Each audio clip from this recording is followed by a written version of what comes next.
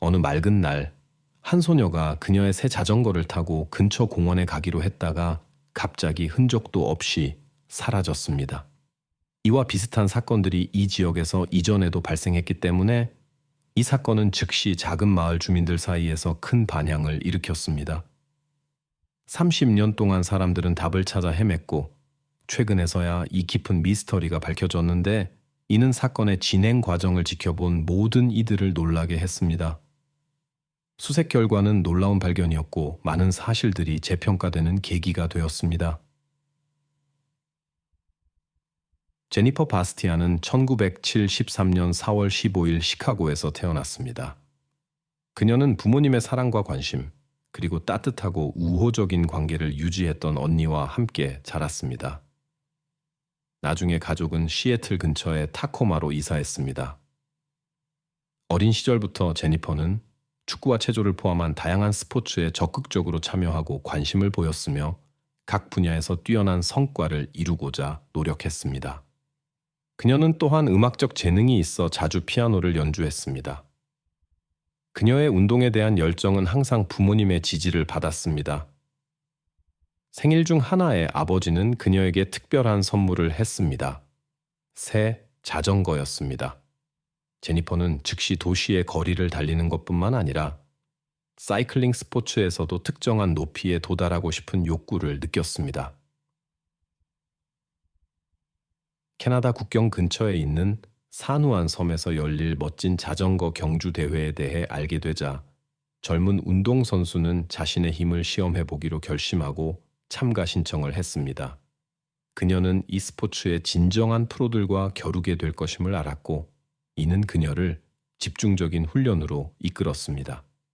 방학 동안 그녀는 모든 시간을 준비에 바쳤고 매일 10km 이상을 자전거로 달렸습니다. 그녀의 친구도 대회 참가를 희망했고 그들은 상시 훈련 파트너가 되었습니다. 약 8km의 순환 코스가 있는 큰 공원 근처에 살았기 때문에 이곳이 그녀의 주요 훈련장이 되었습니다. 1986년 8월 4일 여름 아침에 제니퍼의 하루는 어머니와 함께 집에서 시작되었습니다. 점심 식사 후 어머니가 야간 근무를 위해 출발했을 때 소녀는 친구와 함께 공원에 가기로 계획했습니다. 하지만 마지막 순간에 친구의 계획이 바뀌어 함께 가지 못하게 되었습니다. 그럼에도 제니퍼는 훈련을 포기하지 않기로 결심했고 아버지와 대화를 나눈 후 승낙을 받아 혼자 공원으로 향했습니다. 떠나기 전에 그녀는 어머니에게 메모를 남겼고 오후 2시 30분경에 집을 나섰으며 저녁이 되기 전에 돌아올 계획이었습니다. 저녁 무렵 아버지가 집에 돌아왔을 때는 8시 반 즈음이었고 딸이 집에 없다는 사실에 그는 완전히 놀랐습니다. 그는 모든 방을 철저히 수색했고 밖에서도 찾아보았는데 차고에서 놀거나 자전거를 타고 있기를 바라면서였지만 소녀는 어디에서도 보이지 않았습니다. 망설임 없이 그는 아내에게 연락했고 아내는 즉시 집으로 돌아왔으며 함께 경찰에 신고했습니다. 경찰은 즉시 제니퍼를 찾기 시작했고 넓고 대부분이 숲으로 둘러싸인 공원에서 대규모 수색 작전을 조직했습니다. 어둠이 내리면서 수색이 더욱 어려워졌고 도움을 주러 온 경찰관들과 자원봉사자들에게 큰 도전이 되었습니다. 제니퍼가 이용했을 것으로 추정되는 8km 길이의 도로 구간에 집중하면서 친절함과 도움을 주려는 의지로 잘 알려진 지역사회의 많은 자원봉사자들이 수색에 합류했습니다. 경찰은 또한 공원 방문객들을 대상으로 조사를 실시했고 소녀를 보았을 수 있는 모든 사람에게 신고해 줄 것을 요청했습니다. 곧 첫 목격자들이 발견되었는데 오후 2시경 산책로에서 그녀를 자전거 타는 모습을 본 그녀의 학교 학생 3명이었습니다. 그들은 또한 그녀 근처에서 자전거를 타고 있던 한 남자를 보았고 그에 대한 설명을 제공했습니다. 공원이 타코마 주민들의 인기 있는 휴식 장소였고 많은 사람들이 자전거를 타고 조깅을 하는 곳이었기 때문에 경찰은 이 남자의 소녀 실종 관련성에 대해 신중한 결론을 내리기로 했고 철저한 수색과 조사를 계속했습니다. 오후 3시경 태양이 아직 높이 떠 있을 때 두 명의 행인이 제니퍼가 길가에서 멈춰 물을 마시는 것을 보았습니다. 그들은 잠시 대화를 나누었고 그동안 소녀는 다가오는 자전거 대회에서의 성공에 대한 희망을 나누었습니다. 모든 노력에도 불구하고 제니퍼를 찾는 수색은 저녁까지 계속되었지만 결과는 없었습니다. 밤 11시경 경찰은 제니퍼의 어머니에게 딸이 혼자 돌아올 수 있으니 집에 있으라고 조언했습니다. 그들은 또한 소녀의 개인 물품을 통해 그녀를 추적할 수 있기를 바라며 수색견들을 데려왔습니다. 경찰관들과 그들의 개들은 늦은 밤까지 공원을 수색했지만 성과가 없었습니다. 마침내 수색을 방해받지 않고 계속하기 위해 공원을 3일 동안 폐쇄하기로 결정되었습니다. 날이 갈수록 더 많은 자원봉사자들이 경찰에 합류했고 이는 지역 주민들의 지원과 도움의 의지를 크게 높였습니다. 제니퍼의 실종은 대중들 사이에 불안과 심각한 우려를 일으켰는데 특히 몇 달 전 인근 공원에서 발생한 사건으로 인해 많은 사람들이 그들 지역의 안전에 대해 생각하게 되었습니다. 3월 26일의 따뜻한 오후, 제니퍼가 실종되기 5달 전 미켈라 웰치와 그녀의 여동생들은 공원에서 시간을 보내기로 결정했습니다. 그들은 나중에 음악 수업에 가려고 계획했지만 아직 충분한 시간이 있었습니다. 미켈라는 항상 책임감 있게 행동했기에 직장에 있는 어머니에게 전화를 걸어 외출 허가를 받았습니다. 그녀는 어머니가 일하는 동안 항상 여동생들을 돌보았습니다. 어머니의 허락을 받은 후 자매들은 즐겁게 공원으로 향했습니다. 미켈라와 그녀의 여동생 중 한 명은 자전거를 타기로 했고 막내는 스케이트보드를 탔습니다. 공원에 도착했을 때 그들은 음악 수업 전에 먹을 수 있는 간식을 가져오는 것을 잊었다는 것을 깨달았습니다. 미켈라는 여동생들이 놀이터에 머무는 동안 음식을 가지러 집에 빨리 다녀오겠다고 제안했습니다. 공원에는 다른 아이들과 부모들이 많았기 때문에 집이 몇 분 거리에 있었던 언니는 동생들의 안전을 걱정하지 않았습니다. 미켈라가 가는 동안 여동생들은 화장실을 사용하기 위해 공원 맞은편의 카페에 가기로 결정했습니다. 그들이 돌아왔을 때 미켈라가 가져온 음식과 그녀의 자전거를 테이블 옆에서 발견했습니다. 하지만 미켈라는 어디에도 없었습니다. 그들은 잠시 기다리며 그녀를 불렀지만 그녀를 찾을 수 없었습니다. 그러자 소녀들은 주변 어른들에게 도움을 요청했고 곧 경찰이 호출되어 무슨 일이 일어났는지 조사하게 되었습니다. 경찰은 사건의 목격자를 찾기를 희망하며 공원 지역에 대한 철저한 조사를 시작했습니다. 그들은 공원 근처의 다리 아래에서 미켈라와 그녀의 자매들을 지켜보던 수상한 사람을 보았다고 주장하는 한 젊은 남자의 이야기를 접했습니다. 이 청소년은 수사관들에게 관찰자의 대략적인 묘사를 제공했고 이를 바탕으로 몽타주가 작성되었습니다. 우연히 지나가던 지역 학교 직원인 또 다른 목격자는 첫 번째 묘사와 일치하지 않는 다른 남자와 대화하는 소녀를 보았다고 주장했습니다. 이로 인해 목격자들이 서로 다른 사람들을 보았을 수 있다는 결론에 도달했습니다. 공원에서의 수색은 깊은 밤까지 계속되었고 자정 무렵 경찰은 일반적으로 모닥불을 피우던 공원의 외딴 구덩이에서 중요한 증거를 발견하는 데 성공했습니다. 시간이 지나면서 의료 전문가들은 범인의 것으로 추정되는 DNA 세부 사항을 확인할 수 있었습니다. 그러나 이 사건이 1986년에 발생했기 때문에 당시의 기술은 DNA 데이터베이스가 존재할 만큼 발달하지 않았습니다.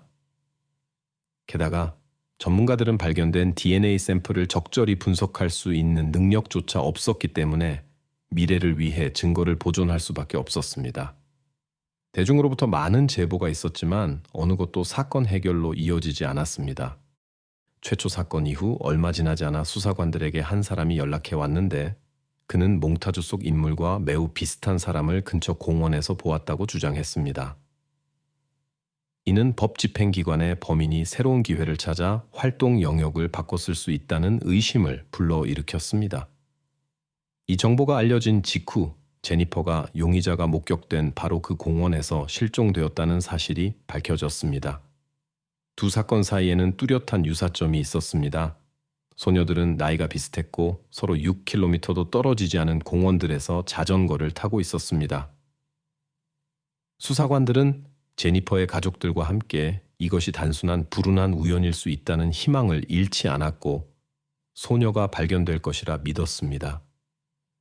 하지만 날이 갈수록 행복한 결말에 대한 믿음은 사라져 갔습니다. 수사관들은 제니퍼의 사건이 미켈라의 사건과 비슷하다고 거의 확신했고 공원에서 계속해서 그녀를 수색했습니다. 며칠 후 미켈라의 어머니가 지지와 연대를 표현하기 위해 제니퍼의 부모님 집을 방문했습니다. 이 제스처는 서로 다르게 받아들여졌습니다. 제니퍼의 어머니는 자신의 딸에게 나쁜 일이 일어났을 수 있다는 것을 받아들이기를 거부했고, 따라서 자신이 미켈라의 어머니와 비슷한 상황에 있다고 생각하지 않았습니다.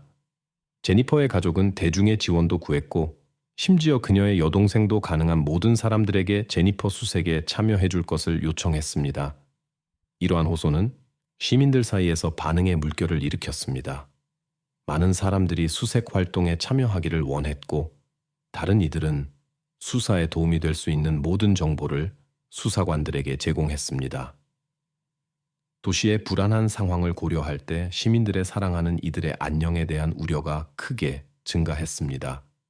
예전에는 범죄율이 비교적 낮았기 때문에 많은 사람들이 가족을 혼자 거리에 내보내는 것을 주저하지 않았습니다.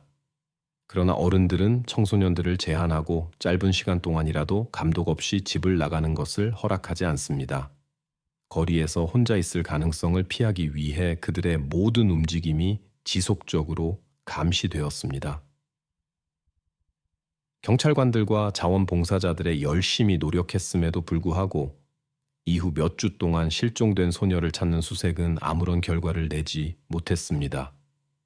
그녀가 실종된 지 24일 후 제니퍼의 어머니는 걱정을 잊기 위해 집 벽을 다시 칠하기로 결정했습니다. 바로 그 순간 우려를 자아내는 새로운 소식을 가지고 수사관이 도착했습니다. 제니퍼가 자주 가던 놀이터에서 멀지 않은 공원에서 사건과 관련된 물건들이 발견되었습니다. 아침 조깅을 하던 행인이 이상한 냄새를 맡고 즉시 경찰에 신고하면서 발견되었습니다. 물건들은 나무들 사이에서 나뭇가지와 낙엽층 아래에 숨겨져 있었습니다. 전문가들은 이 장소가 많은 시간이 걸렸을 것이기 때문에 범인이 미리 준비했을 것이라고 추측했습니다. 그곳에서 몇 미터 떨어진 곳에서 소녀의 자전거가 발견되었는데 역시 나뭇가지로 조심스럽게 숨겨져 있었습니다. 경찰의 평가에 따르면 이번 사건의 정황은 이전 사건과 거의 동일했지만 이번에는 범인의 신원을 밝힐 수 있는 흔적이 발견되지 않았다는 차이점이 있었습니다. 제니퍼가 발견된 후 경찰관들은 당시 DNA 분석의 가치가 미미했고 구체적인 증거가 없었음에도 불구하고 한 명의 범죄자의 소행이라는 확신을 더욱 강하게 가지게 되었습니다.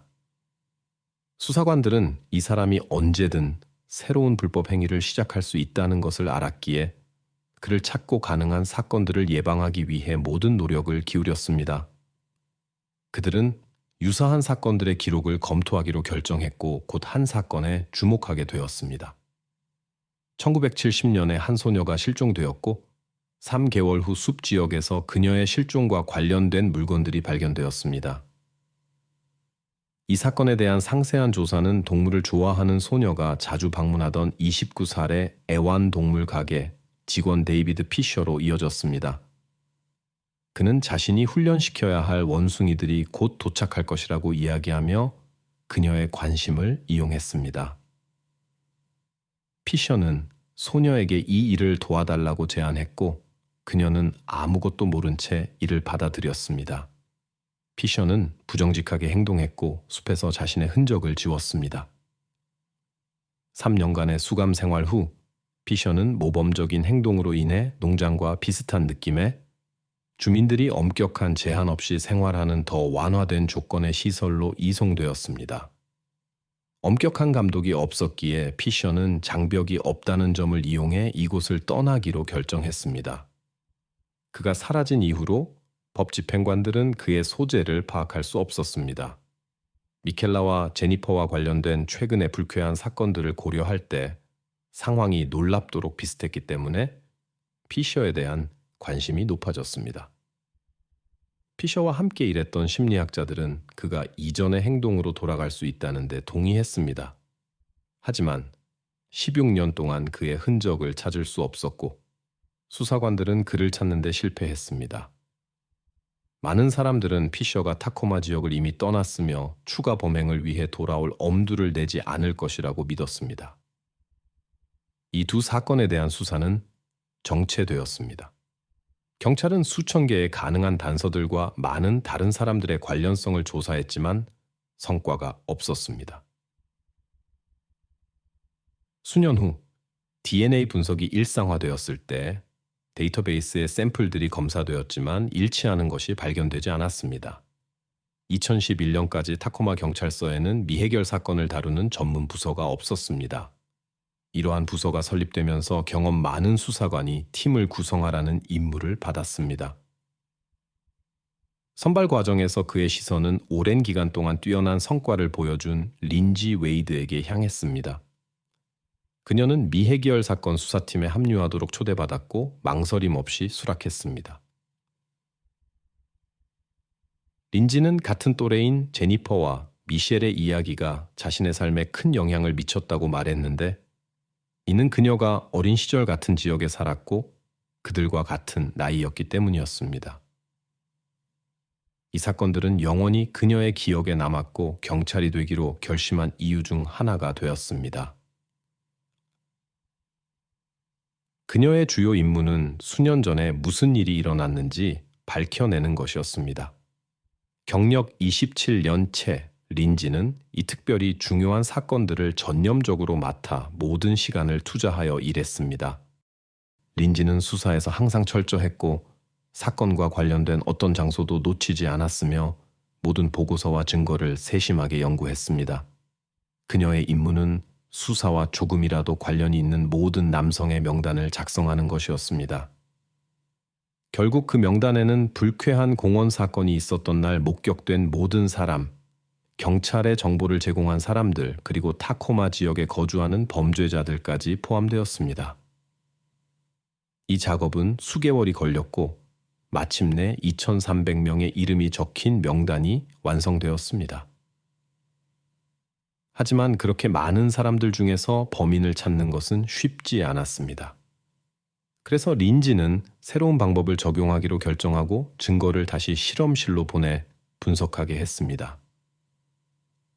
88년 되는 전문가들이 증거의 일부만 조사할 수 있었는데 이는 의복에 있는 미세한 흔적들이 그들의 능력을 벗어났고 DNA 분석이 아직 실행되지 않았기 때문이었습니다.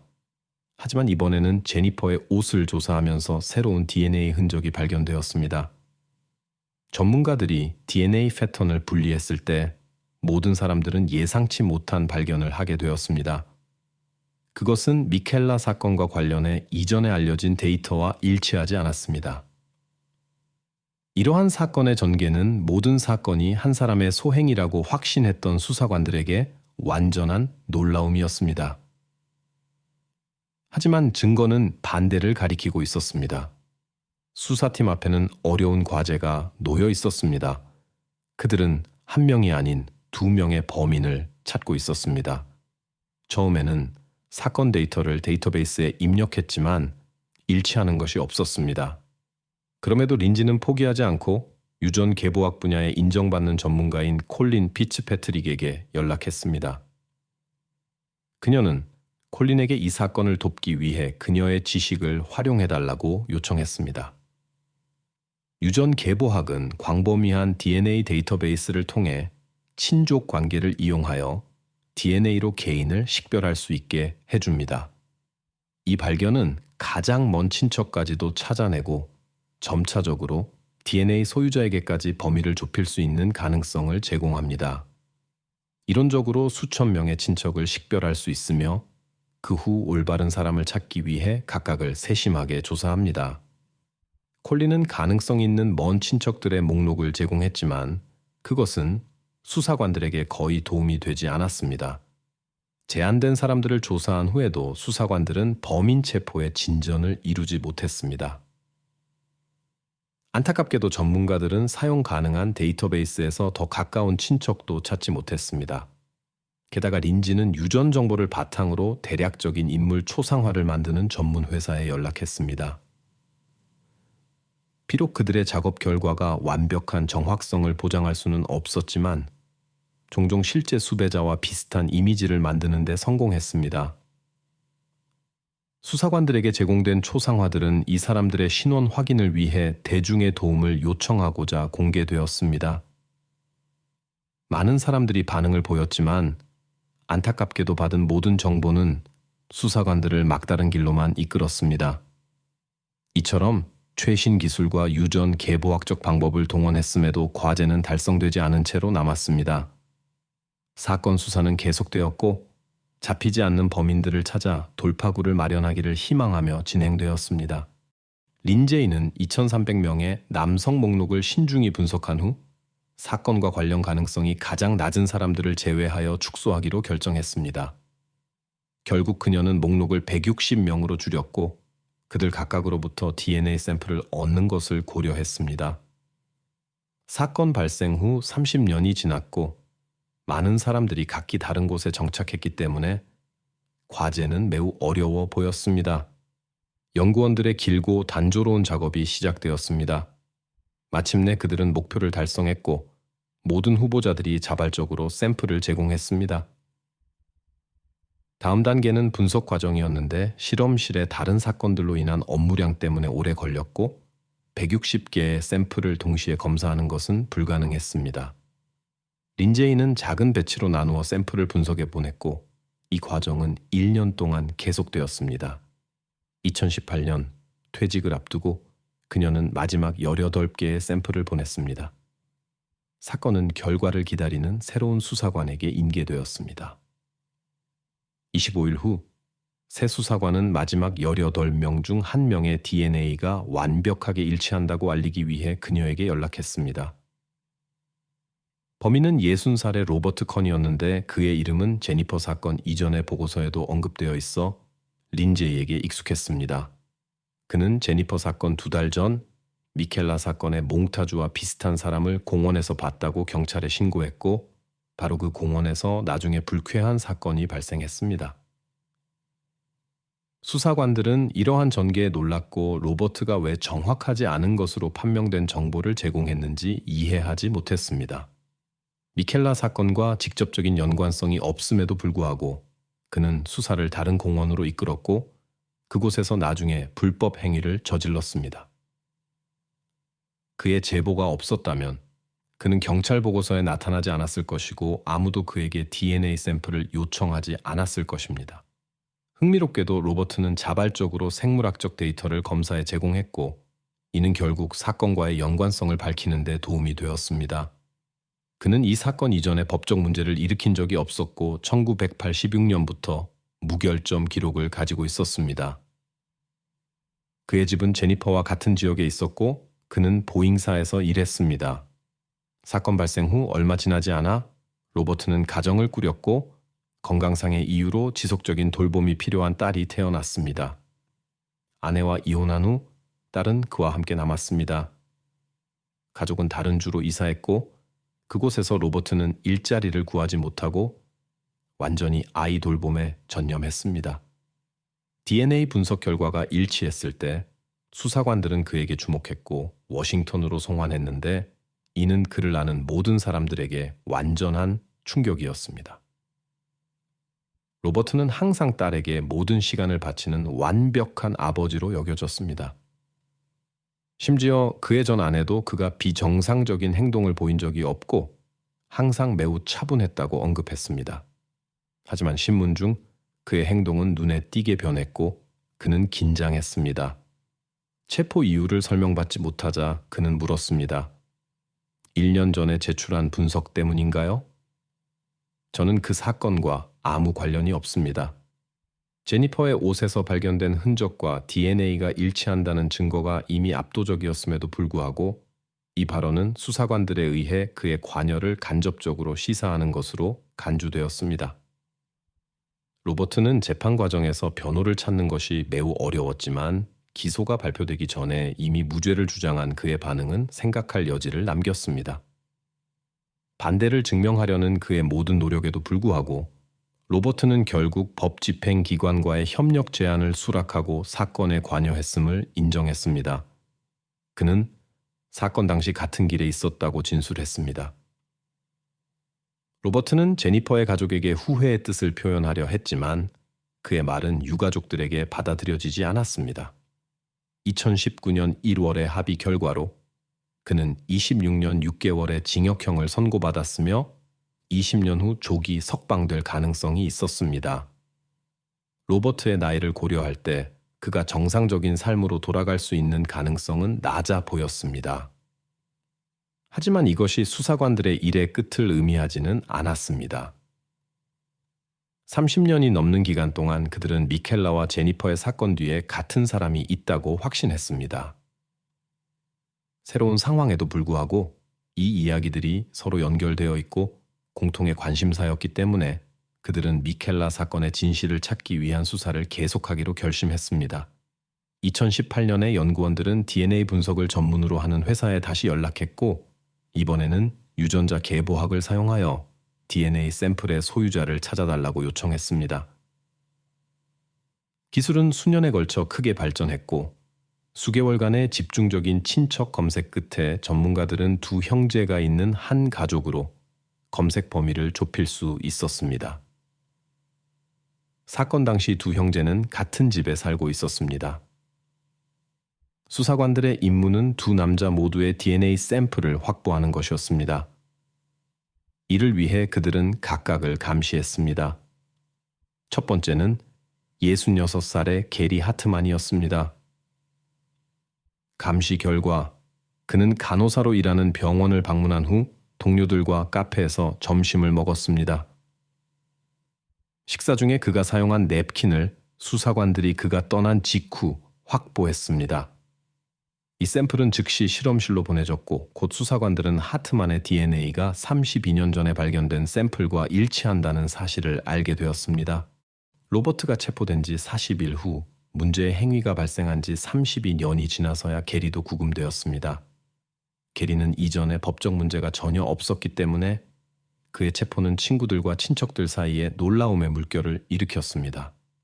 그는 세 번째 아내와 함께 조용한 삶을 살았고 존경받는 인물로 알려져 있었습니다. 고발에도 불구하고 게리는 자신의 관여를 인정하기를 거부했고 그의 사건은 법원으로 이송되었습니다. 재판은 2022년에 시작되었고 DNA 분석을 기반으로 한 증거 덕분에 그의 유죄 판결이 신속하게 내려졌습니다. 선고 순간 게리는 감정을 억제하지 못하고 소리를 지르며 마이클의 가족에게 사과하기 시작했지만 이는 그의 운명을 바꾸지 못했습니다. 그는 로버트와 비슷하게 26년 6개월의 징역형을 선고받았습니다. 이 시점에 게리는 70살이었고 재판 중에는 보행 보조기에 도움이 필요했습니다. 게리의 변호사는 그의 의뢰인이 자신의 행동의 중대성을 인식하지 못했고 오랫동안 자신의 행위를 이해할 수 없었다고 강조했습니다. 하지만 이는 법원에서 형량 감경의 사유로 받아들여지지 않았습니다. 이렇게 수십 년 동안 대중의 관심의 중심에 있었던 두 개의 충격적인 사건에 대한 수사가 종결되었습니다. 특히 불안감을 주는 사실은 같은 시기에 같은 지역에서 비슷한 행동 양식을 가진 두 사람이 존재했다는 것이었고 이는 사건을 지켜본 모든 이들을 놀라게 했습니다. 결국 둘 다 책임을 지게 되었고 이는 정의에 대한 믿음을 회복시켜 주었습니다.